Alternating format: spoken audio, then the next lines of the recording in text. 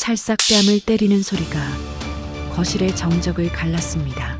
귀가 멍해지고 입안에 짭조름한 피 맛이 번졌죠.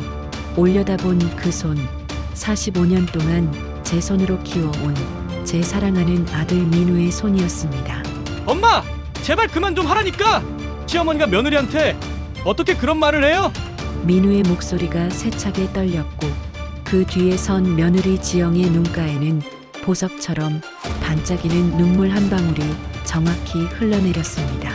완벽하게 계산된 듯한 그 한 방울의 눈물에 제 아들은 저를 버렸습니다. 어머니, 저희는 결정했어요. 어머니는 나가서 따로 사셔야겠어요. 무릎 꿇은 저를 내려다보는 아들의 눈빛은 이제 완전히 남의 아들이었죠. 그날 저녁 저는 캐리어와 가방을 들고 집을 나왔습니다. 하지만 현관문 앞에서 차마 발이 떨어지지 않았습니다. 평생 모은 돈 2천만 원, 그리고 남편의 반지 하나가 제가 가진 전 재산이었습니다. 뒤돌아본 창가엔 이제 웃음 대신 낯선 그림자만이 아른거렸죠. 모든 비극이 시작되기 한 달 전 그 집에는 분명 이상한 조짐이 있었습니다. 반전에 반전을 거듭하는 이 충격적인 이야기 끝까지 함께 해주시길 바라며 지금 바로 1초만 시간을 내주시어 무료인 구독과 좋아요 버튼을 꾹 눌러주시면 감사하겠습니다. 자, 이제 시간을 돌려보겠습니다. 아직 모든 것이 제자리에 있던 그날 아침으로 말입니다. 아침 햇살이 부엌 창문으로 스며들고 있었습니다. 살짝 열린 창문 틈으로 들어오는 바람에 오래된 레이스 커튼이 나풀거렸죠. 명자는 25년째 같은 방식으로 된장국을 끓이고 있었습니다. 뚝배기에서 보글보글 올라오는 거품과 구수한 향기가 부엌을 가득 채웠습니다. 된장을 풀 때마다 떠오르는 기억이 있었습니다. 남편이 살아있던 시절 민우가 중학교 입학하던 날 된장국을 떠주며 등을 두드리던 날이었죠. 그때까지만 해도 이 된장국 냄새가 언젠가부터 죄가 될 줄은 꿈에도 몰랐습니다. 명자는 무심코 오래된 라디오를 켰습니다. 틀어진 주파수에서 잡음과 함께 흘러나오는 이문세의 옛사랑이 귓가를 적셨습니다. IMF 직후 남편이 세상을 떠났을 때 이 노래를 들으며 얼마나 많은 밤을 울었는지 모릅니다. 하지만 그때도 민우를 위해 눈물을 삼켰죠. 그 구수한 된장국 냄새는 명자에게 아들과의 추억이자 고된 삶을 버티게 한 힘이었습니다. 현관문이 열리는 소리와 함께 그 향기를 밀어내고 지영의 진한 향수 냄새가 먼저 부엌을 점령했습니다. 화려한 보석이 달린 손가방과 날카로운 하이힐 소리가 마루를 울렸죠. 부엌에 들어서자마자 그녀는 코를 찡긋하며 손으로 부채질을 했습니다. 어머니, 온 집안의 냄새 배게 이게 뭐예요? 제 옷에 냄새 밴단 말이에요. 지영의 목소리에는 경멸이 가득했습니다. 명자는 국자를 든 손을 멈추었습니다. 민우가 좋아하는 건데. 지영은 냉장고 문을 쾅 소리가 나게 닫으며 한숨을 쉬었습니다. 그 소리가 명자의 마음에 날카로운 파편처럼 박혔습니다. 25년 동안 자부심으로 끓여온 된장국이 그 순간 천하고 부끄러운 음식이 되어버렸습니다. 그때는 몰랐습니다. 이것이 그저 시작에 불과하다는 것을요. 저녁 식사 시간 명자는 된장국 대신 민우가 좋아한다는 미역국을 끓였습니다. 지영은 국그릇을 보더니 얼굴을 찌푸렸습니다. 그리고는 마치 독이라도 맛보는 사람처럼 국을 한 숟가락 떠서 입술만 살짝 적셨습니다. 이내 미간을 구기며 수저를 탁 소리나게 내려놓았죠. 민우도 국을 맛보더니 차가운 표정으로 말했습니다. 엄마, 이거 왜 이렇게 짜요? 명자는 자신의 국그릇을 들어 한 모금 마셨습니다. 평소와 다름없는 간이었습니다. 하지만 이미 아들의 혀는 아내의 것이 되어버렸죠. 명자가 무언가를 말하려 입을 여는 순간 지영이 식탁 밑으로 민우의 손을 잡는 것을 보았습니다. 명자의 시선이 닿지 않는 곳에서 지영의 입꼬리가 희미하게 올라가 있었습니다. 그 순간부터였습니다. 밥상 위에 얼음장 같은 침묵이 내려앉기 시작한 것이 다음 날 아침 명자는 민우의 와이셔츠를 다리다 양복 주머니에서 영수증 하나를 발견했습니다. 고급 레스토랑에서 결제한 30만 원짜리 영수증. 날짜는 바로 어제였습니다. 미역국이 짜다더니 심장이 쿵 하고 내려앉는 것 같았습니다. 영수증을 도로 주머니에 넣으려는 순간 등 뒤에서 얼음처럼 차가운 목소리가 들려왔습니다. 어머니, 지금 뭐 하시는 거예요? 도둑고양이처럼 남의 주머니나 뒤지고 깜짝 놀라 돌아보니 지영이 살기 어린 눈빛으로 명자를 바라보고 있었습니다. 지영은 명자의 손에서 영수증을 채가듯 빼앗아 들고는 명자의 어깨를 거칠게 밀치며 지나갔습니다. 그녀의 눈빛에는 사냥에 성공한 맹수 같은 승리의 기색이 어려 있었죠. 그 후로 지영의 압박은 노골적으로 변했습니다. 손자 준호에게 다가가는 것조차 사사건건 막아섰습니다. 그날 저녁 명자는 몰래 준호의 방문을 두드렸습니다. 손에는 작은 그릇에 담긴 약과가 들려 있었죠. 준호는 문을 살짝 열고 주위를 살핀 뒤 빠르게 명자를 방 안으로 이끌었습니다. 할머니의 손에서 약과를 받아드는 준호의 얼굴이 환하게 밝아졌습니다. 하지만 그 따뜻함도 잠시였습니다. 복도에서 지영과 마주쳤고 그녀의 싸늘한 눈빛이 명자의 손에 들린 빈 그릇에 박혔습니다. 그날 밤 민우가 퇴근하자마자 지영은 기다렸다는 듯 울음을 터뜨렸습니다. 자신의 교육 방식을 무시하고 자신을 무력하게 만든다며 비련의 여주인공처럼 흐느꼈죠. 민우는 명자를 향해 싸늘한 눈길을 던졌습니다. 그의 눈에는 귀찮은 짐을 보는 듯한 짜증이 서려 있었습니다. 엄마, 제발 좀 지영이 힘들게 하지 마세요. 아들의 고함 소리가 명자의 뺨을 때리는 것보다 더 아프게 울렸습니다. 그 순간 명자는 깨달았습니다. 자신이 아들과 가족에게 장애물이 되어버렸다는 것을요. 그리고 이것은 시작에 불과하다는 것을. 지영의 진짜 목표는 단순히 자신을 밀어내는 것이 아니라 자신의 모든 것을 빼앗고 이 집에서 완전히 지워버리는 것일지도 모른다는 것을요. 아침 안개가 창문을 가득 메운 날이었습니다. 등 뒤로 느껴지는 한기가 유독 서늘했죠. 분명 봄이 오고 있었지만 이상하게 명자의 마음속은 점점 더 깊은 겨울로 향하는 것만 같았습니다. 이틀 후면 민우의 생일이었습니다. 명자는 애써 마음을 다잡고 시장으로 향했습니다. 아들이 좋아하는 갈비와 나물을 사고 가장 좋은 미역을 골랐습니다. 민우가 9살 때 열이 40도까지 오르던 밤 뜬 눈으로 국을 떠먹이던 기억이 떠올랐기 때문입니다. 그때까지만 해도 아들의 생일이 자신에게 가장 잔인한 날이 될 줄은 상상도 하지 못했습니다. 생일 당일 명자는 이른 아침부터 정성껏 미역국을 끓였습니다. 하지만 민우는 중요한 회식이 있다며 늦는다는 말만 남기고 일찍 집을 나섰죠. 명자는 괜찮다고 말했지만 손이 미세하게 떨리고 있었습니다. 시계가 밤 11시를 넘어 새벽 1시를 가리킬 때 현관문이 열렸습니다. 진한 술 냄새와 함께 비틀거리며 들어온 민우는 식탁은 쳐다보지도 않은 채 그대로 방으로 들어갔습니다. 어둠 속에서 그 모습은 어머니의 정성을 외면하는 아들이 아니라 낯선 타인처럼 보였습니다. 그때였습니다. 민우가 서재로 들어가 무언가를 다급히 책상 서랍 깊숙이 숨기는 것을. 다음 날 아침 명자는 무거운 마음으로 민우의 서재를 정리했습니다. 어젯밤 아들의 행동이 마음에 걸렸기 때문이죠. 서랍 가장 안쪽 낡은 서류 뭉치 밑에서 명자는 자신의 운명이 적힌 종이를 발견하고 말았습니다. 부동산 매매 계약서, 이 집을 팔고 다른 아파트를 산다는 내용이었습니다. 계약금도 이미 지불된 상태였죠.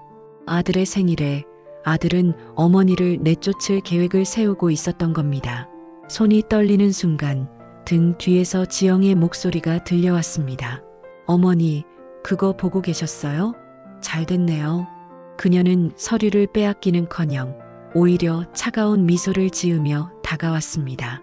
마침 말씀드리려던 참이었는데 새 아파트는 방이 2개뿐이라서요. 그 말은 사형 선고나 다름없었습니다. 그 주 주말 진수성찬이 차려진 저녁 식탁은 심판대와도 같았습니다. 명자는 이 자리가 무엇을 위한 것인지 이미 알고 있었죠. 머뭇거리는 민우 대신 지영이 미소를 지으며 입을 열었습니다. 어머니, 죄송하지만 새 집은 공간이 좁아서요. 그래서 저희가 어머니를 위해서 최고의 실버타운을 알아봤어요. 시설도 좋고 공기도 맑고 세상이 무너져 내리는 소리가 들렸습니다. 옆에 앉아있던 손자 준호가 울먹이며 소리쳤습니다. 싫어. 할머니랑 같이 살 거야. 지영은 표정 하나 바뀌지 않고 준호의 팔을 잡아 끌어 방으로 몰아넣었습니다. 문이 닫히고 아이의 울음소리가 희미하게 들려왔죠. 먹먹한 침묵 속에서 명자는 결국 알겠다고 대답했습니다. 그 순간 민우의 얼굴에 스쳐 지나간 안도의 빛을 명자는 놓치지 않았습니다. 그 표정이 명자의 가슴을 칼로 베는 것보다 더 아프게 했습니다. 그날 밤 방문 너머로 준호의 울음소리와 함께 지영의 잔인한 속삭임이 들려왔습니다. 준호야, 뚝 그쳐. 할머니는 훨씬 더 좋은 데로 가시는 거라니까. 할머니가 없어야 우리가 더 행복해질 수 있어. 그 말에 명자는 숨을 멈췄습니다. 명자의 존재가 그들의 행복을 방해한다는 것. 그것이 이 모든 일의 진짜 이유였습니다. 다음 날 아침 짐을 꾸리는 명자에게 지영이 다가왔습니다. 그녀의 얼굴에는 이제 가면조차 없었습니다. 어머니, 저희가 알아본 실버타운이 좀 비싼 편이에요. 그러니 어머니가 마지막으로 저희를 좀 도와주셔야겠어요. 지영의 눈이 탐욕으로 번뜩였습니다. 아버님이 물려주셨다는 그 반지 내놓으세요. 명자는 가슴이 철렁 내려앉았습니다. 그 반지는 남편의 유일한 유품이자 자신이 가진 마지막 자존심이었습니다. 그건 안 돼. 그 반지는 내 시아버지의 유일한 어머니. 지영의 목소리가 높아지는 순간 현관문이 열리고 민우가 들어왔습니다. 지영은 기다렸다는 듯 눈물을 글썽이며 민우에게 달려갔습니다. 여보, 어머니가 반지를 안 내시겠대요. 우리가 어떻게 매달 실버타운 비용을 다 댈 수 있겠어요? 민우의 눈이 명자에게 향했습니다. 그의 눈빛에는 실망과 분노가 아니었습니다. 오직 귀찮은 짐을 보는 듯한 차가운 경멸만이 가득했습니다. 명자는 그제야 알았습니다. 이 모든 것이 자신을 완전히 내쫓고 마지막 남은 것까지 빼앗기 위한 치밀한 계획이었다는 것을. 아침 일찍 현관문 벨소리가 울렸습니다. 정장을 차려입은 실버타운 상담사였죠. 화려한 브로셔가 테이블 위에 펼쳐졌고 지영은 반지만 내면 모든 것이 해결된다는 듯 명자를 압박했습니다. 명자는 말없이 방으로 들어가 낡은 나무 상자를 가져왔습니다. 모두의 시선이 그 상자에 고정되었죠. 지영의 눈에는 숨길 수 없는 탐욕이 서려 있었습니다. 떨리는 손으로 상자를 열자 수십 년의 세월을 간직한 낡은 반지가 모습을 드러냈습니다. 명자는 반지를 들어 햇빛에 비춰보았습니다. 금빛이 따스하게 빛났죠. 그리고 모두의 예상을 깨고 명자는 상자를 닫아 단단히 품에 안았습니다. 미안하구나. 이 반지는 줄 수 없다. 방 안의 공기가 얼어붙었습니다. 지영의 얼굴이 분노로 일그러졌죠.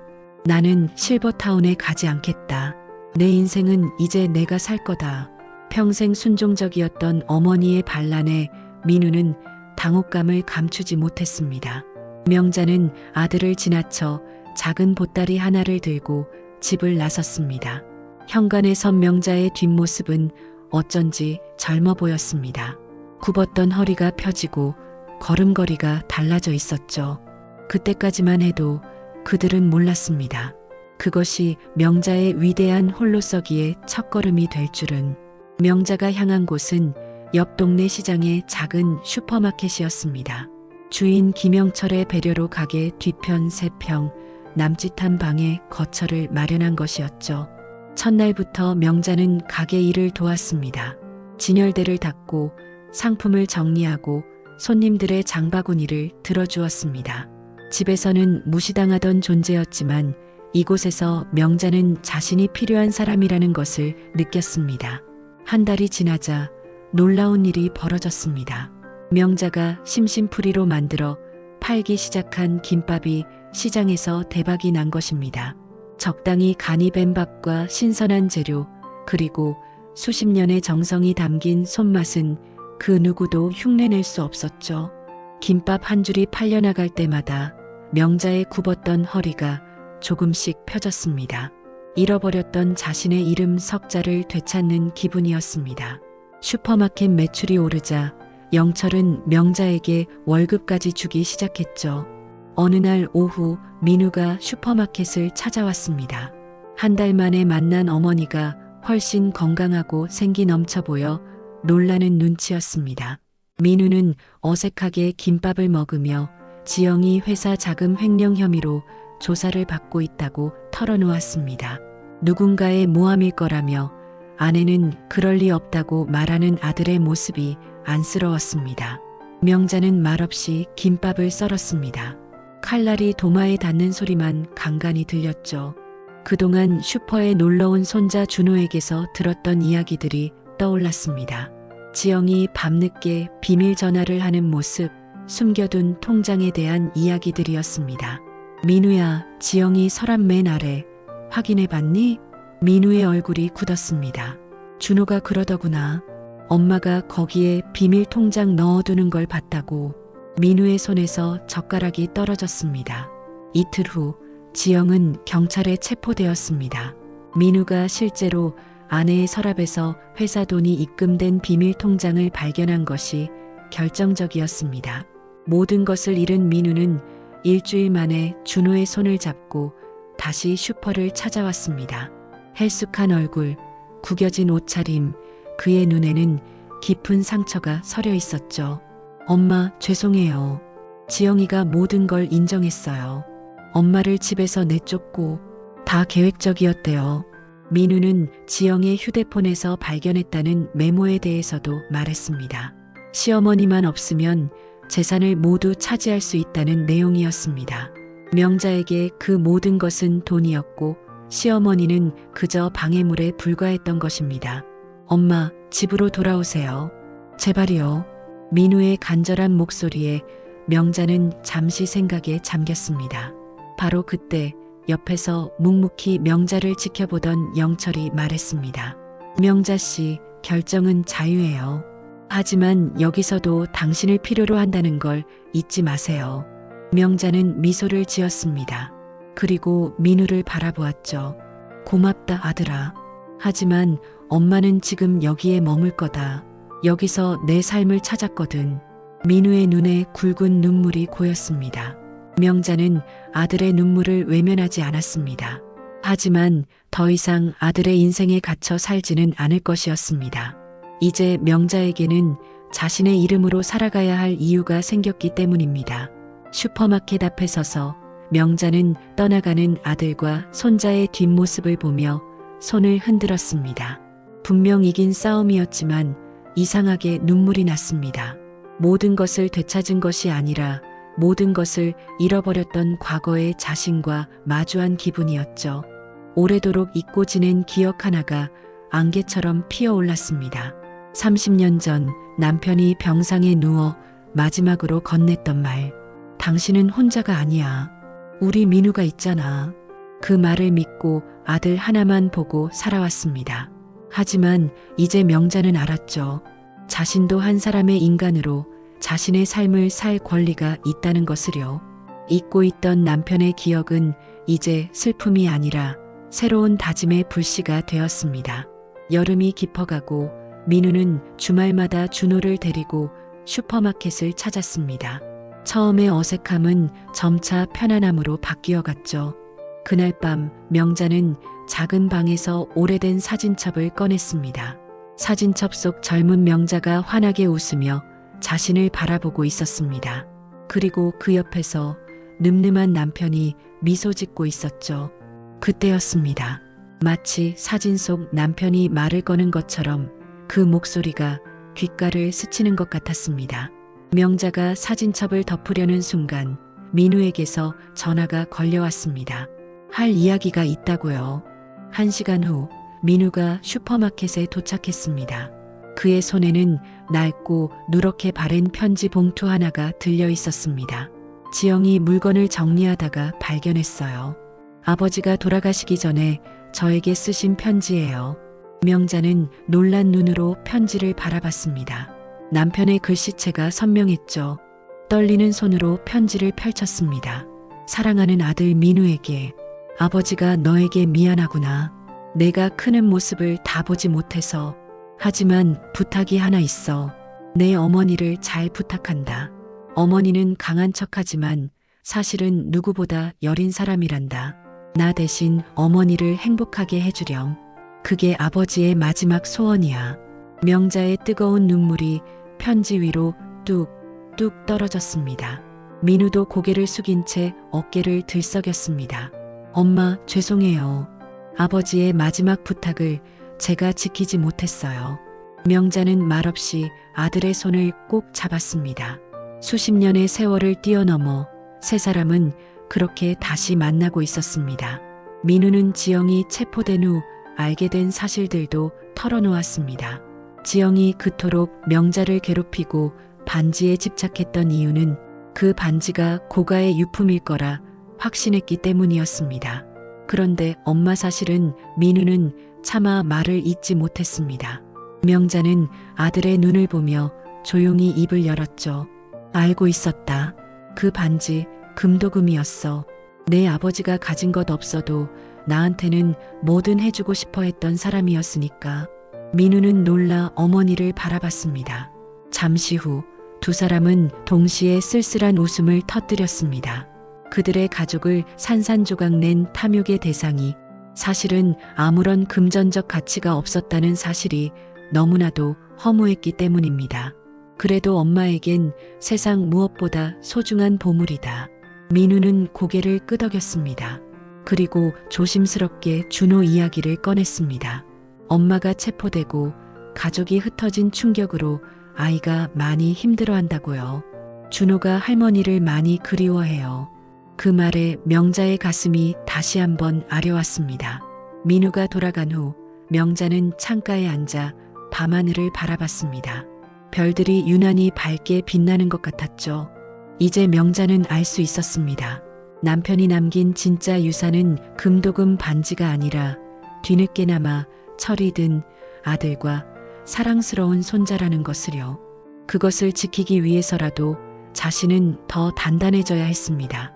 이제 진짜 싸움은 끝났고 상처를 보듬고 다시 가족이 되어야 할 시간이 다가오고 있었습니다. 새벽 공기가 차가운 날이었습니다.